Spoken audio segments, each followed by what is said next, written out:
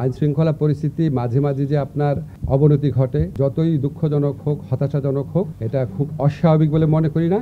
আমাদের রাজনৈতিক দল যারা আছেন, আপনার জুলাই গণ অভ্যুত্থানে যারা পক্ষে শক্তি আছেন, তাদের বিচার বিবেচনা বোধের প্রতি আমাদের আস্থা রয়েছে। এর আগেও বিভিন্ন ইস্যুতে ওনাদের মধ্যে মতবিরোধ হয়েছে, মতবিরোধ শেষও হয়েছে, আপনারা দেখেছেন।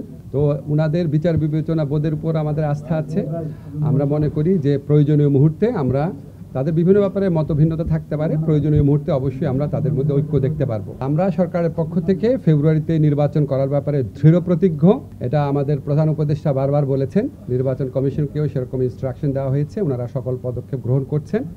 তার আগে কিছু বিষয়ে যে মতভিন্নতা রয়েছে বা মতভেদ রয়েছে, সেটা আমরা আশা করি সেটা দূর হয়ে যাবে। নির্বাচনকালীন সরকার নিয়ে কোনো আলোচনা হয় না। নির্বাচন আমরা সরকারের পক্ষ থেকে আমাদের যে অবস্থান, সেটা আমরা বারবার বলেছি।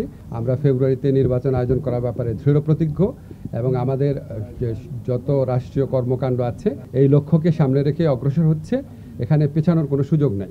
আইন শৃঙ্খলা পরিস্থিতি আমাদের দেশে গত এক বছরে মাঝে মাঝে বেশ অবনতি হয়েছে, আবার ভালো হয়েছে। একটা গণ অভ্যুত্থান পরবর্তী পরিস্থিতিতে বা বিপ্লব পরবর্তী পরিস্থিতিতে সমাজে বিভিন্ন রকমের অস্থিরতা থাকে এবং এই সমস্ত অস্থিরতার প্রেক্ষিতে আইন শৃঙ্খলা পরিস্থিতি মাঝে মাঝে যে আপনার অবনতি ঘটে, যতই দুঃখজনক হোক, হতাশাজনক হোক, এটা খুব অস্বাভাবিক বলে মনে করি না।